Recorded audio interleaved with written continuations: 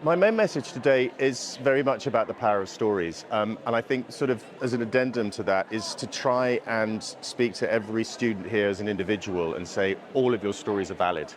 I think a lot of students who enjoy a lot of confidence, I would think there's probably display more confidence than they have actually on the inside, but taking that confidence, going out into the world and telling their very, very unique and very individual story. And I think that's the most sort of important thing. And having sort of told a little bit of a story myself and being involved in telling stories, it's the one thing I've really learned. So I think ultimately it's, for the individual to say, go and tell your story, and they are all as valid as each other. I think what Seaford does in terms of allowing you to discover the things you might want to do in life, be it professional or even personal, and finding your tribe, the gang of people that you want to do those things with.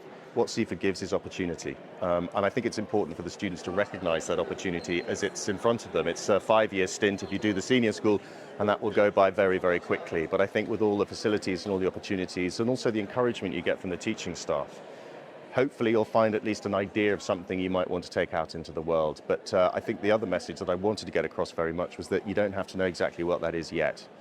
You can have an idea, have a bit of a direction, but you don't need necessarily to have a plan. But I think what Seaford does is it encourages people to keep looking, keep searching, and keep talking about all of those things. And I think that is huge. And I think the pastoral care here is second to none. And I think having had a son that came through here, the ability to share those ideas and not feel embarrassed about them or concerned that you're not saying or doing the right thing is what Seaford does rather brilliantly. It encourages you to speak up, even the quietest voices, and trying to give the young people the confidence to speak up when they're ready. And if that happens here, which I know it does, then that's a pretty special thing.